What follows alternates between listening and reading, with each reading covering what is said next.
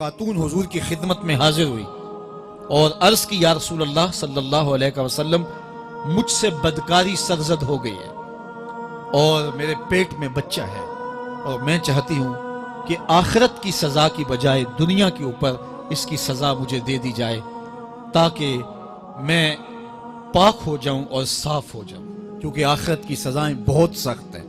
اللہ کے محبوب علیہ السلام نے جبریل امین سے ایک دن پوچھا تھا مجھے جہنم کے عذابوں کا ذکر سناؤ، تو عرض کی یا رسول اللہ صلی اللہ علیہ وسلم ہلکا ترین عذاب یہ ہے کہ جہنمی کے پاؤں میں آگ کے جوتے رکھے جائیں گے، باقی اس کے پورے بدن پہ آگ نہیں ہوگی، صرف آگ کے جوتے اس کو پہنائے جائیں گے، لیکن اس کی حدت، گرمی اور شدت اتنی ہوگی یغلی منہما دماغہ، اس کی شدت سے اس کا دماغ پگھل کر ناک اور کانوں کے ذریعے سے باہر آنا شروع ہو جائے گا۔ یہ سب سے ہلکے عذاب کی کیفیت ہے، اور جو عذاب سخت ہیں الیاذ باللہ، اللہ تعالیٰ قرآن مجید میں فرماتا ہے ثم لا يموت فيها ولا يحيا، اس بڑے عذاب کا ذکر کیا جو جہنمیوں کو دیا جائے گا، فرمایا اس عذاب کی کیفیت یہ ہوگی بندہ نہ جیے گا نہ مرے گا۔ جیے گا اس لیے نہیں کہ آگے اور پیچھے دائیں اور بائیں آگ ہی آگ ہوگی، تو اس آگ میں جینا کو جینا تو نہیں ہوگا، اور مرے گا اس لیے نہیں کہ موت کو موت آ چکی ہوگی۔ تو وہ کتنا سخت عذاب ہوگا الیاذ باللہ کہ ہلکے ترین عذاب کی کیفیت یہ ہے کہ پاؤں میں آگ کا جوتا اور دماغ پگھل کے ناک اور کانوں کے راستے سے باہر آ جائے۔ تو اس نے عرض کی یا رسول اللہ صلی اللہ علیہ وسلم میرے اوپر حد جاری کر دیجئے، اور اس نے کہا کہ میرے پیٹ میں جو ہے وہ بچہ ہے۔ اللہ کے محبوب علیہ السلام نے فرمایا جاؤ جب بچہ پیدا ہو تو پھر آنا۔ وہ چلی گئی، تو جب بچہ پیدا ہوا تو گود میں اٹھائے پھر حضور کی خدمت میں حاضر ہوئے اور عرض کی یا رسول اللہ یہ ہے بچہ جو میں نے گناہ کیا تھا، بدکاری کی تھی، آج یہ اس کی نشانی ہے۔ تو اللہ کے محبوب علیہ السلام نے فرمایا کہ اسے لے جاؤ اور اسے دودھ پلاؤ، اور جب یہ کچھ کھانے پینے لگ جائے گا تو پھر آنا۔ کچھ دنوں کے بعد وہ دوبارہ حاضر ہوئی اور اس نے اس بچے کے ہاتھ میں روٹی کا ٹکڑا دیا ہوا تھا اور عرض کی یا رسول اللہ دیکھ لیجئے اب یہ روٹی کھانے لگ گیا ہے۔ اللہ اکبر۔ تو اللہ کے محبوب نے فرمایا انہیں لے جاؤ اور جا کے انہیں سنگسار کر دو۔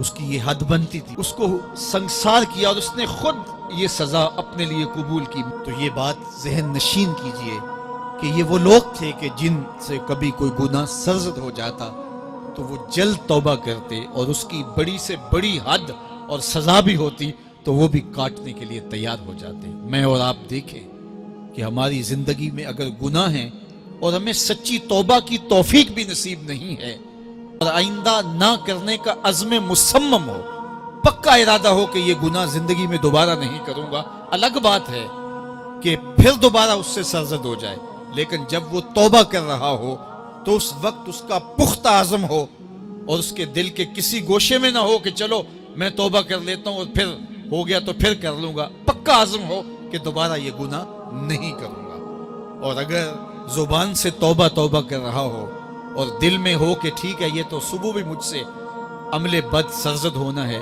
تو اللہ تعالیٰ سے یہ مذاق کرنے والی بات ہے، اور اللہ تعالیٰ سے جو مذاق کرتا ہے وہ کہاں کھڑا ہے وہ خود سوچ لے۔ وہ کیا کسی نے کہا تھا کہ توبہ کی پھر توبہ کر کے توڑ دی، میری اس توبہ پہ توبہ کر اٹھی۔ تو ایسی توبہ نہیں ہے کہ جو رسماً کسی مجلس میں چلے گئے، کسی اجتماع میں چلے گئے تو سب لوگوں نے توبہ کی تو وہ بھی توبہ کرتا رہا، لیکن اس کا عزم مصمم پختہ ارادہ نہیں تھا گناہوں کو چھوڑنے کا، تو یہ توبہ نہیں، یہ مذاق ہے۔ اس لیے اللہ کے حضور سچی توبہ یہ ہے کہ ماں قبل کے گناہوں سے مٹی کے گھروندے پاؤں پہ بناتا ہے اور انہیں مسمار کر دیتا ہے۔ وہ کبھی آپ نے دیکھا ہوگا کہ بچے ریت میں اپنا پاؤں رکھ کر کے اوپر سے ریت تھپک لیتے ہیں اور پھر پاؤں ہولے سے نکال لیتے ہیں، بچ جائے تو بڑے خوش ہوتے ہیں، اور جب کھیل ختم ہو جاتے ہیں تو اسے گرا دیتے ہیں اپنے ہاتھوں سے۔ بہلول بھی اسی شغل میں لگا ہوا ہے، بہلول یہ کام کر رہا ہے، گروندے بناتا ہے گراتا ہے، گروندے بناتا ہے گراتا ہے۔ بادشاہ گزرا، پوچھا بہلول کیا کر رہے ہو؟ ہنس کے کہا جنت کے مکان بنا رہا ہوں۔ کہا بیچتے ہو؟ ہاں بیچتا ہوں۔ کتنے کتنے کا؟ 10 روپے کا، سیل لگائی ہوئی ہے۔ بادشاہ مسکرا کے گزر گیا، دیوانہ ہے، مجنوں ہے، اپنی موج میں لگا ہے۔ پیچھے سے ملکہ زبیدہ بھی آ رہی تھی، اس نے بھی دیکھا، کہا بہلول کیا کر رہے ہو؟ کہا جنت کے مکان بنا رہا ہوں۔ کہا بیچتے ہو؟ ہاں 10 روپے کا بیچتا ہوں۔ 10 روپے بادشاہوں کے لیے کیا ہوتے ہیں؟ 10 درہم نکالے، اس کو دیے، اس نے دریائے دجلہ میں پھینک دی۔ فقیر اتنی دیر تک فقیر نہیں بنتا۔ داتا صاحب فرماتے جب تک مٹی کا ڈھیلا اور سونے کی ڈلی اس کی نظر میں برابر نہیں ہو جاتا۔ اور ایک مکان کے گرد، ایک وہ گھروندے کے گرد دائرہ لگایا، کہا یہ تیرا ہوا۔ ملکہ گزر گئی، بادشاہ بھی چلا گیا۔ شام کو اپنے محل میں پہنچے، بادشاہ سویا، منظر جاگا کہ حشر کا دن ہے، پھر جنت کا منظر ہے، جنت میں بڑے بڑے خوبصورت مکان ہیں۔ ایک مکان تو بڑا ہی اچھا لگا، تو جی چاہا کہ اس مکان کو دیکھوں۔ تو جب قریب گیا تو دروازے پہ لکھا تھا ملکہ زبیدہ۔ شوق سے آگے بڑھا تو دربان نے روک دیا، کہا یہ ملکہ کا ہے؟ کہا وہ میری ہی ملکہ ہے۔ کہا دنیا کے ضابطے اور ہیں، آخرت کے ضابطے اور ہیں۔ بادشاہ کی آنکھ کھل گئی، بے چین ہو گیا، ملکہ کو بیدار کیا، کہا تو کون سا نیک عمل کیا ہے؟ میں نے جنت میں تیرا یوں محل دیکھا۔ ملکہ کہنے لگی وہی معمول کی نمازیں، وہی سب کچھ، کوئی نیا کام تو میں نے کیا نہیں۔ ہاں یاد آیا، کل گزر رہی تھی، دجلہ کا کنارہ تھا، وہ جسے لوگ مجذوب کہتے ہیں، وہ جو دیوانہ کہلاتا ہے، وہ بہلول، وہ جنت کے محل کہتا تھا، وہ بنا رہا تھا۔ میں نے کہا چلو کوئی بات نہیں، فقیر ہے، 10 روپے کیا ہوتے ہیں؟ تو میں نے 10 روپے کا ایک محل خریدا تھا۔ بادشاہ سر پکڑ کے بیٹھ گیا، وہ تو مجھے بھی کہتا تھا۔ میں دیوانے کی بات سمجھ کے گزر گیا۔ اگلے دن بادشاہ قصدن گزرا۔ جب قصدن گزرا نا تو دل دھڑک رہا تھا کہ کہیں مجذوب پھر آج مل جائے اور اسی موج میں ہو تو کام بن جائے۔ دیکھا تو بہلول وہاں بیٹھا ہوا ہے، آگے بڑھ کے دیکھا تو کام بھی وہی۔ بادشاہ پھر رک گیا، پوچھا اب بہلول کیا کر رہے ہو؟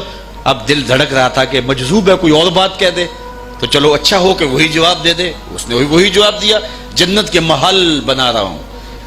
بادشاہ کا کچھ دل ٹھہرا، پھر کہا اچھا بیچتے بھی ہو؟ ہاں ہاں بیچنے کے لیے بنا رہا ہوں۔ بادشاہ ادھر جیب میں ہاتھ ڈال رہا ہے اور ادھر پوچھ رہا ہے کتنے کا؟ کہا آدھی حکومت لگے گی۔ کہا کل تو 10 روپے کے بتا رہے تھے۔ کہا کل تم نے دیکھا نہیں تھا، آج سودا دیکھ کے لے رہے ہو۔ اللہ تعالیٰ ارشاد فرماتا ہے انما تنذر من اتبع ذکر وخشی الرحمن بالغیب، جو ان ڈٹھے سودے کرتے ہیں، جو بغیر دیکھ کے کرتے ہیں۔ اچھا چلو ایک خوشخبری میں آپ کو بھی سناؤں، اور وہ خوشخبری رسول اللہ کی زبان سے۔ حضور نے فرمایا طوبی لمن رآنی وآمن بی وطوبی 7 مرات من لم یرانی وآمن بی۔ فرمایا صحابہ تمہیں مبارک ہو ایمان کی کہ تم نے مجھے دیکھا اور میرے اوپر ایمان لائے، اور کہا انہیں 7 مبارکیں ہوں جنہوں نے مجھے دیکھا بھی نہیں ہوگا اور پھر بھی ایمان لائیں گے۔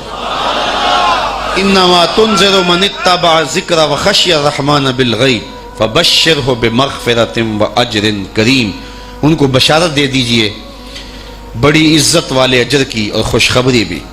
تو جس اجر کو میرا رب بھی کریم کہہ رہا ہے وہ اجر کیسا ہوگا؟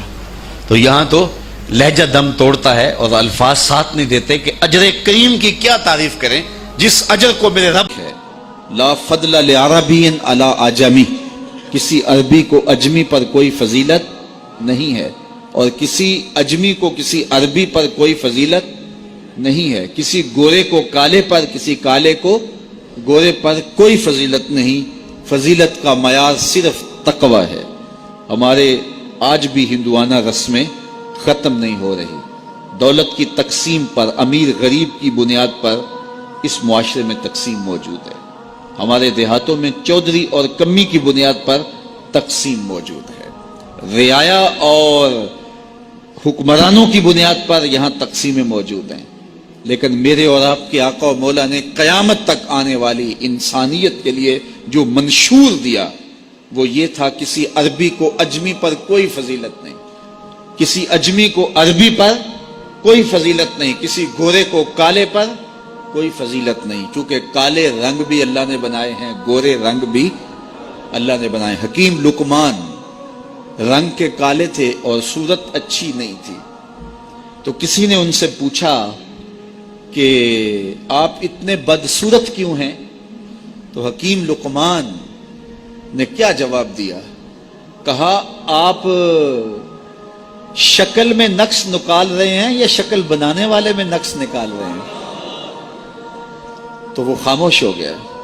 اللہ اکبر، تو یہ اللہ نے بنایا ہے نا، اس نے کانٹا بھی اس نے پیدا کیا ہے، پھول بھی اس نے پیدا کیا ہے، چہروں کی رنگت اس نے بنائی ہے، کسی میں کوئی رنگ بھر دیا، کسی نے کوئی رنگ بھر دیا.